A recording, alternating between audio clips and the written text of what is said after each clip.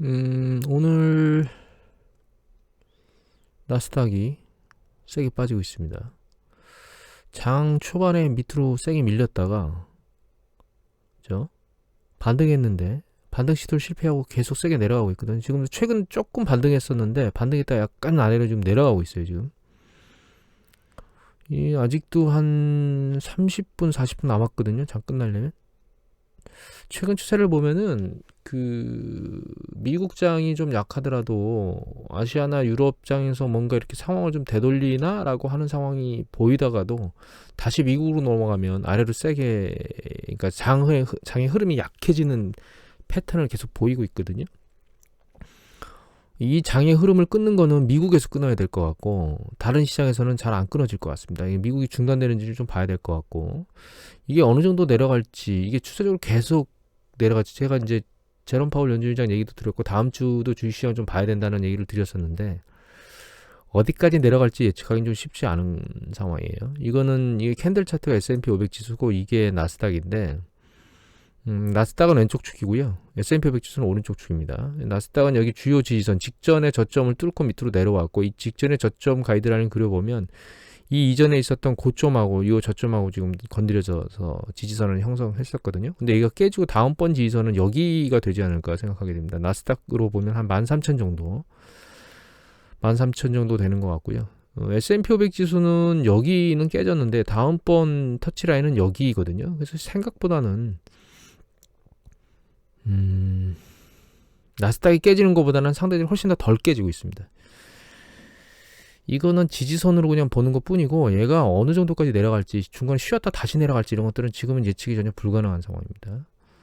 상황 추이는 좀 더 지켜보고 모니터링을 하면서 해야 될 것 같고, 직전에 보였던, 지금까지 올라오면서 보였던 상대적으로 강한 미국의 투심의 액션이 요번에는 깨지는 게 아닌가 이런 생각을 하게 됩니다.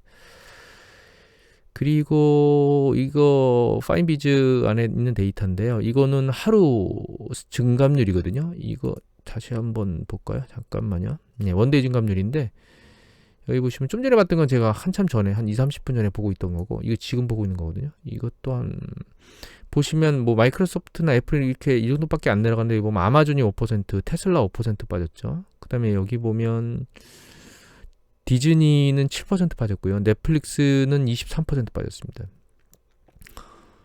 여기 보면 이제 이거는 비자인데, 비자는 3% 정도 빠졌는데, 이거 금융주 쪽 중에 비자가 빠진 거죠. 이걸 왜 보여드리냐면, 여기 보시면 얘는 퍼 배수입니다. 퍼. 그런데 많이 빠진 걸 보면 이 아마존이죠. 53배, 테슬라 323배. 그죠? 여기 다시 보여드릴까요? 아마존, 테슬라 많이 빠졌죠. 구글이나 페이스북이나 이런 것들은 좀 상대적으로 덜 빠졌어요. 마이크로소프트나 애플 같은 것들은. 얘네들은 배수가, 퍼 배수가 그렇게 높은 편은 아니에요. 기술주 쪽에서 보면. 근데 이 아마존 상당히 높죠. 테슬라도 높죠. 그리고 디즈니 보면 디즈니는 133배입니다. 퍼가. 넷플릭스는 46배거든요. 이렇게 높은 퍼 배수에 있는 것들, 비자는 얼마나 되나? 비자는 45배네요. 금융주 쪽에서 상대적으로 높죠. 지금 퍼 배수가 높은 것들이 된통 뒤통수를 막 두드려 맞고 있는 상황이라고 보시면 될 것 같아요. 그러니까 거품이 쌓여서 저금리 시장에서 자금 규모, 그러니까 유효자금들, 유동성들이 고퍼의 주식들까지도 계속 쓸려 들어갔던 게 쭉 빠지고 있는 게 아닌가 이런 생각이 들어서,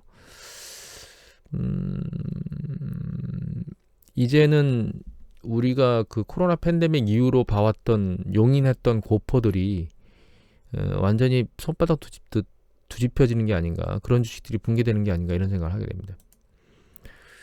그리고 요거가 테슬라 주식이거든요. 테슬라 주식 천슬라 깨고 여기 내려오고 있는데, 지난번 저점을 요거 뚫리지 않을까, 주가 900달러를 깨고 밑으로 다시 내려가지 않을까라는 생각을 하게 되고, 계속 말씀드렸지만 이 테슬라 지금 300배거든요. 아직도 이 배수를 용인할 수 있겠는가, 자동차주 하나로. 그 생각을 좀 해봐야 된다는 얘기를 많이 드렸죠. 이 3분기의 실적, 4분기 실적이 좋다고 나왔죠. 3분기로 튀긴 것 같은데, 10월달이니까 3분기 실적이 굉장히 좋게 나와가지고 한번 튀었었는데, 이 실적이 계속 유지될지에 대한 문제가 아니고, 지금은 투자자들이 퍼 배수가 너무 높기 때문에 이 모멘텀을 유지해 주가가 이슈로 올라온다고 봐야 될 것 같아요. 그러니까 4분기 실적, 자동차 실적이 좋다 하더라도 얘가 과연 이 모멘텀이 사라지어서 이 배수를 용인해야만 얘가 다시 밀고 올라가겠죠. 그 부분이 계속 살아있을까라고 하는 생각을 개인적으로 하게 되고, 그 다음에 줌입니다. 이거는 이 줌은 왜 보여드리냐면, 여기 보면 캐시우드가 예전에 줌 대량 저가 매수 나선 돈 남은 이 캐시우드 코로나발 변화는 영속 쪽이다라고 얘기를 했죠. 이게 9월 2일입니다. 이 기사가 나온 게. 그러니까 8월 말 전후에 샀다는 뜻이죠. 근데 줌 차트를 보면 여기 개파락한 적이 있어요. 여기 보면 8월 31일이죠. 밑에 날짜를 보면. 그러니까 이 언저리에서 줌을 매수했다는 뜻입니다. 근데 이때 300달러 대였거든요. 줌이. 지금 148달러입니다. 그로부터 반토막이 또 났어요. 시장의 흐름을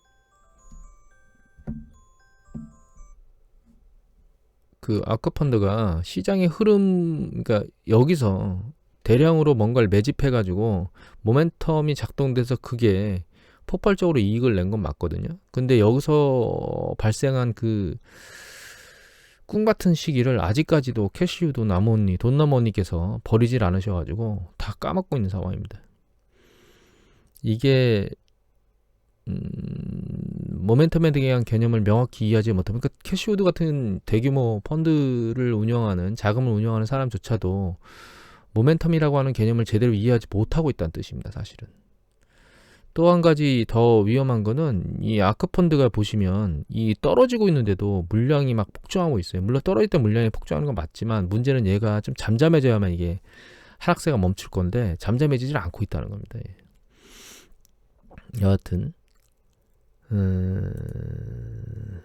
그리고 또 이제 지금 강력한 투기 쪽에 있는 부분들을 좀 말씀드리고 있는 건데요. 고퍼 주식이라든가 지금처럼 뭐 모멘텀이 폭발적으로 올라갔다거나, 혹은 이제 가상자산은 그 중에 하나인데, 여기 헤럴드 경제를 놓고 보면 1월 21일자 기사고, 이거 홍성원 기자께서 올리셨는데, 러시아가 중앙은행이 모든 가상자산의 생산, 사용을 전면 금지한다고 제안을 했다. 이미 중국은 난리를 쳤고요. 인도도 마찬가지죠. 이제 러시아가 이제 숟가락을 얹었는데, 문제는 이것 때문에 가상자산이 급락하고 있는 거냐라는 생각을 해볼 수도 있습니다. 지금 11% 빠졌거든요. 오늘. 그런데 이거 차트를 지금 장기적으로 제가 당겨보면, 이 데일리 차트잖아요. 이 분홍색은 나스닥입니다. 왼쪽이고, 이 캔들 차트는 비트코인이에요. 오른쪽이거든요. 근데 주식하고 이 비트코인을 잘 보면 도대체 무엇이 다른 점이 있는지를 모르겠습니다. 저는. 무슨 얘기냐면, 주가가 오를 때는 비트코인도 따라 올라요. 근데 주가가 오르는데도 떨어지는 케이스가 있죠. 그러니까 이거 주식을 대체하지 못한다는 뜻입니다. 그러면 그러니까 반대로 주가가 내려갈 때는 얘가 올라가줘야만 얘 대체할 수 있을 거 아니에요. 대체가 안 된다는 뜻이에요. 다만 여기 보시면 나스닥이 이 시점에 왼쪽으로 보면 7,000대 있었거든요. 그리고 여기까지 올라간 게, 이게 나스닥이 한 13,800 정도 되니까 한 2배 정도 좀 못 올라갔는데, 비트코인은 여기에 있을 때가 한 4,800선이고 여기 있을 때가 63,000이거든요. 그러니까 한 15배 정도가 튄 거예요. 여기서부터 여기까지. 나스닥 한 2배 튈 때 얘는 한 15배 튀었거든요. 이게 비트코인의 투자 매력이었습니다. 이게. 그런데 2021년 지난 이후에 패턴을 보면 여기 6만대에 있다가 지금 3만대까지 떨어졌죠. 절반. 반토막 났다가 다시 올라간 게 6만이에요. 그러니까 2배 먹은 거죠. 과거에 폭발적으로 올라가면서 이 시기에도 한번 대규모로 먹었는데, 여기 3,000대 있다가 여기가 12,000대까지 올라갔으니까 거의 4배 먹었죠. 그리고 여기서부터 여기 올라갈 때 15배 먹었거든요. 이렇게 폭발적으로 올라가는 게 사실 비트코인의 투자 매력이었어요. 그런데 지금 상승 강도가 그렇게 나오질 않고 있죠. 그러면 비트코인을 투자할 이유가 사라졌다는 뜻입니다. 결과적으로 이만큼의 배수를 먹은 다른 잡코인들을 잡으러 다녀야 되는데, 완전히 투기로 다시 전락해서 넘어간 거죠. 그래서 비트코인이 살아남기는 하겠지만 이 투자 매력도는 점점 약해질 거라고 저는 개인적으로 생각합니다. 그들만의 리가 있기 때문에 그들만이 여기서 존재하면서 살아남겠지만, 문제는 과거처럼 뭐 10대 배씩 막 수익을 낼 수 있는 가능성이 극히 낮아졌다는 것. 왜냐하면 대표하는 그런 비트코인들이 그렇게 이제는 움직이지 못한다는 그런 부분들을 생각해 보면,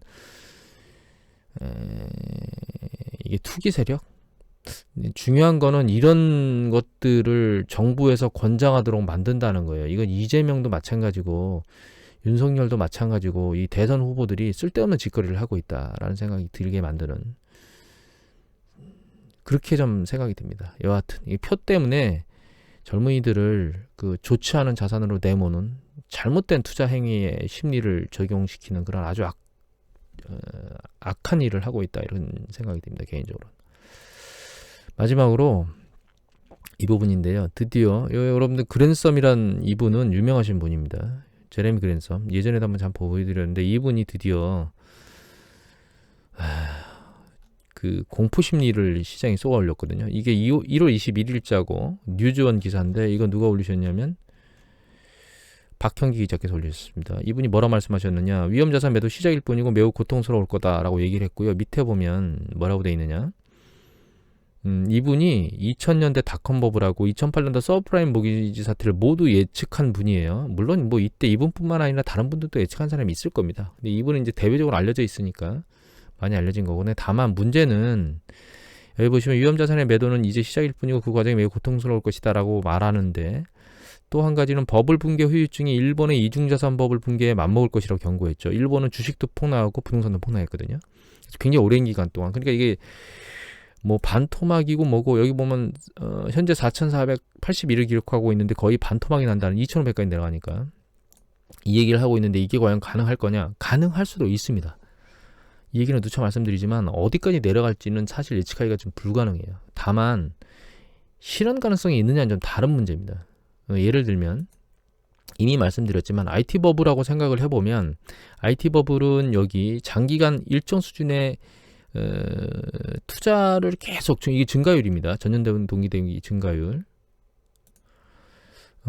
요 증가율인데 이 증가율이 한 10% 언저리에서 계속 움직였거든요. 그것도 그 굉장히 긴 기간 동안 7, 8년 동안. 그러니까 이만큼 폭발적으로 산업에 계속 자금이 집행됐는데 이 자금이 집행되는 과정 중에는 그 자금을 끌어다가 대출이던, 그러니까 차입이던 아니면 뭐 혹은 주식 투자, 그러니까 자본을 투자 받았건 이런 형태로 계속 자금이 지출이 됐겠죠.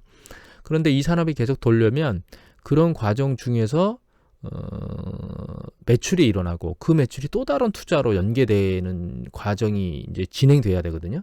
그런데 예전에 IT 버블은 그렇게 대규모로 자금 집행이 됐는데도 불구하고 나중에 매출이나 이익 규모가 뚜껑을 여니까 없었던 거예요. 그러니까 추가적인 진행이 안 된 거죠, 산업이. 그래서 산업이 붕괴되고 점진적으로 실업을 양산하고 이런 과정을 넘어간 거거든요. 지금 우리가 코로나 팬데믹 이후에 자금이 집행된 영역에서는 뭐 예를 들면 그린 에너지 쪽에 전기차 배터리, 그다음에 반도체도 난리를 쳤죠. 그래서 반도체, 그다음에 조선 수주나 이런 것들도 계속 일시적으로 폭발적으로 일어났고, 근데 이런 부분들은 전부 다 생산으로 연결되는 쪽이에요. IT 버블처럼 매출이 안 나오거나 이런 부분이 아니고 지금 전기차 판매가 많이 되고 있죠. 투자가 되면서 매출이 일어나고 있다는 뜻입니다. 그리고 뭐 그 태양이라는 풍력 에너지 쪽도 마찬가지로 계속 풍력 타워나 이런 것들을 세워서 거기서 에너지를 생산하고 있고, 그리고 반도체 역시 지금 설비 투자가 아직 제대로 이제 발표는 됐지만 본격적으로 들어가지 않은 상황이지만 그게 들어가면 거기서 반도체가 생산이 되면서 결과적으로 거기서 또 매출이 일어나게 될 거예요. 그러니까 IT 버블 때처럼 상당히 오랜 기간 동안 과잉 투자가 일어나지도 않은 상황이지만 일어난다 하더라도 거기서 매출이나 이익이 발생하게 될 겁니다. 얘는. 그때 IT 버블은 실제로는 우리가 아주 쉽게 생각하면 새로운 기술 생각하면 되거든요. 인터넷 전화를 만들긴 했지만 지금 우리가 카카오톡 전화나 이런 걸 쓰는 것처럼 했지만 그거가 실제로 매출로 연결되지 않았던 부분이 있는데 지금은 그렇지는 않다는 거예요. 그 점이 지금 현재 다르고, 또 한 가지는 그로 인해서 실험이나 이런 것들이 양산돼야 되는데 그 지금 상황은 그런 상황이 아니거든요.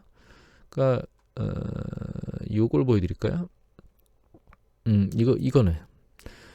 이게 뭐냐 하면 이 밑에가 실업률이에요. 이게 파란 게. 그다음에 이게 그 노동 참여율이거든요. 노동 참여 인구 수거든요. 노동 경제 활동 참여 인구라고 보시면 됩니다.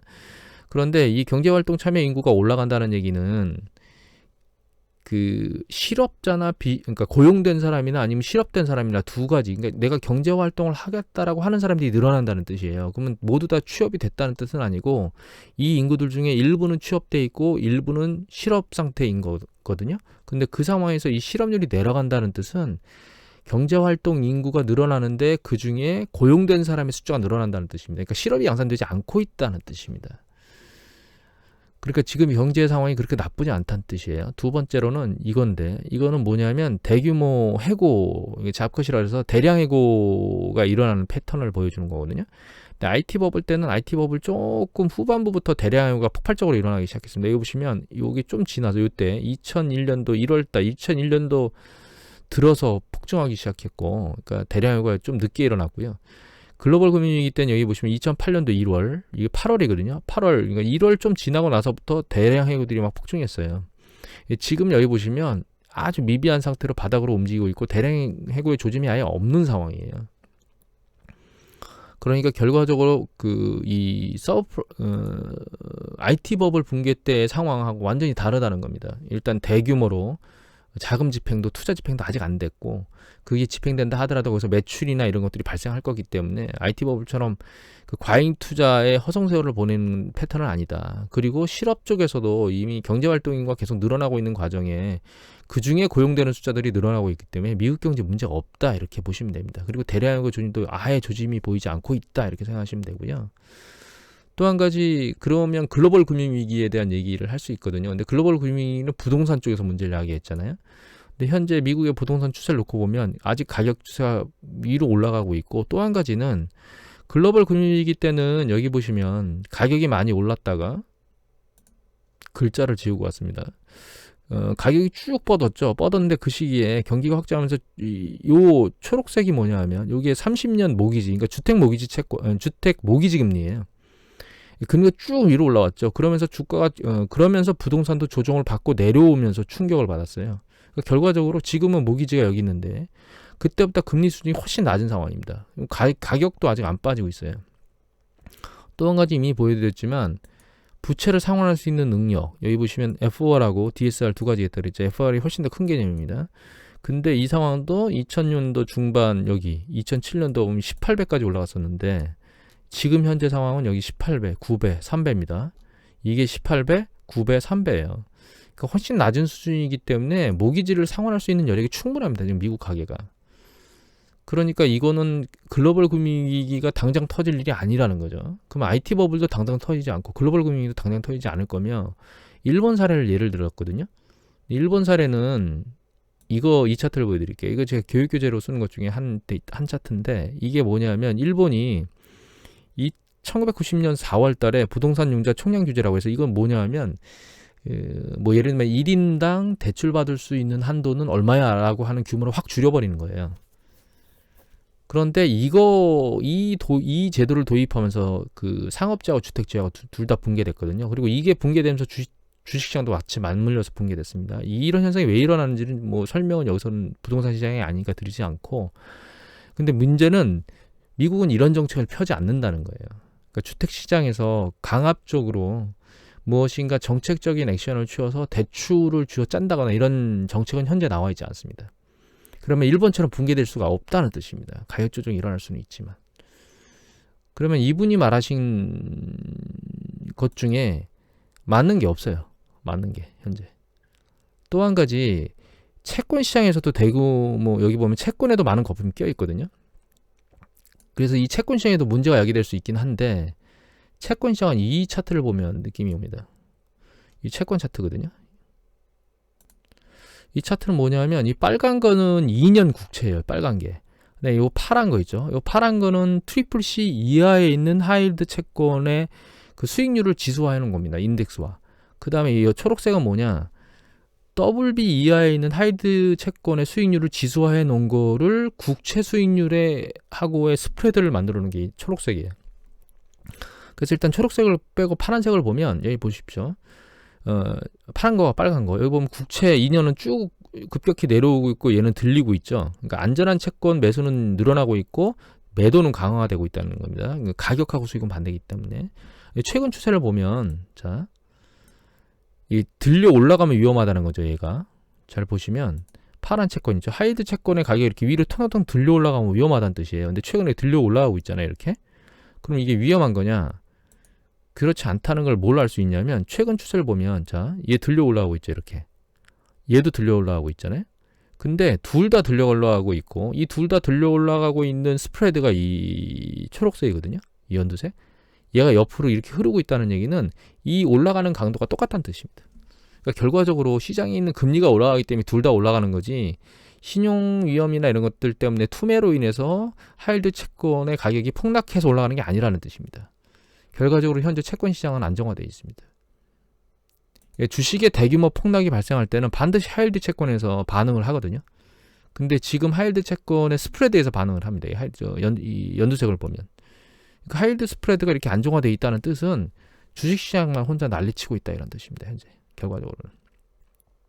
그래서 이분께서 저보다 명성이 뛰어나고 저보다 아마 지식적인 부분은 충분히 넓을 거라고 생각을 합니다. 다만 이분이 발생한 이 예측은 당장은 발생하지 않습니다. 물론 시차를 두고 주택가격이 정점을 치고 조금씩 내려오면서 그 다음에 금리는 쭉 주택금리는 올라가면서 점점 상환할 수 있는, 제가 지난번에 그것도 보여드렸어요. 연체율도 밑으로 내려가고 있습니다. 주택 연체율이 늘어나고 있고 그런 것들이 이제 상환 압박으로 돌아가고 이렇게 될 수는, 시차를도 그렇게 될 수는 있어요. 그다음 하이힐드 채권도 마찬가지입니다. 저금리 기조가 있어서 자금 조달이 용이했었는데 금리가 많이 올라가서 하이힐드 채권 쪽에 자금 조달이 안 되고 그게 채권 투매로 이어지고 이런 것들이 발생할 수 있는데, 이거는 지금이 아니고 나중입니다. 나중.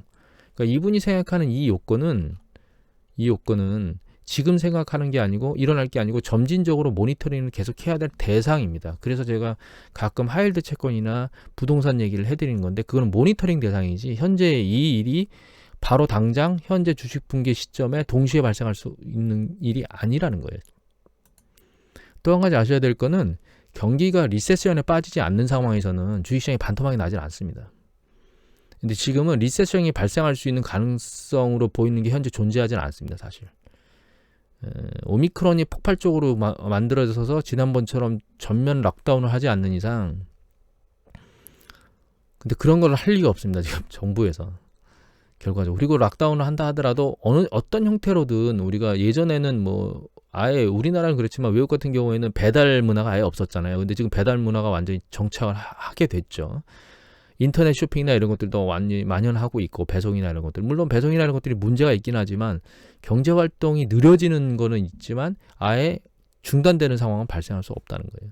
이런 관점에서 놓고 보면 이분이 말하는 반토막은 날 수가 없습니다. 이분이 말하는 반토막. 제가 생각하는 가장 큰 하락폭은 33% 정도일 겁니다. 30% 전후에서 끝나는, 가장 많이 하락할 수 있는 강도가, 지금 고점에서 가장 많이 하락할 수 있는 강도가, 가장 많이 하락한다 하더라도 30%를 찍으면 그게 정말 많이 하락하는 강도일 것이다. 근데 통상적으로 제가 통계를 예전에 잡아본 걸 말씀드리면, 통상적으로는 15%에서 20%가 바닥입니다. 그래서 오늘은 이제 전체적으로 뉘앙스를 보면, 말씀드린 뉘앙스를 정리해드리면, 이렇게 전문가가 대규모로 폭락할 것이라고 얘기하는 이런 얘기가 나왔을 정도면 투자 심리가 굉장히 취약하다라고 하는 것들을 우리가 알 수 있는 것 같고, 시장 고퍼 주식들이 아래로 세게 내려가고 있는 것들, 줌이라든가 이런 것들 있죠. 테슬라라든가, 혹은 이 가상화폐나 이런 것들이 붕괴되고 있는 것들, 이런 것들로 놓고 보면 이제 모멘텀 투자 이후에 고퍼 주식이 끝까지 버티고 있었는데 그 버팀목이 심리적으로 사라지고 있는 게 아닌가라는 생각을 하게 만들어서, 결과적으로는 이게 기술주건 어떤 것도 상관이 없습니다. 상대적으로 너무 과도한 배수를 가지고 있는 것들은 조심해야 된다는 것들이 이제 현실로 드러나고 있다, 이렇게 생각하면 될 것 같고, 저 전문가가 말씀하시는 것처럼 반토막이 날 거다, 그건 불가능하다. 그렇게 일어나면 굿이지만 그렇게 일어날 가능성은 극히 드물다. 그래서 많이 떨어져 봐야 제 생각에는 20% 정도를 찍으면 달 것이다라고 생각합니다. 30%가 말씀드렸는데 30%까지 폭락하기가 쉽지가 않아요. 오늘은 이것을 마치도록 하겠습니다.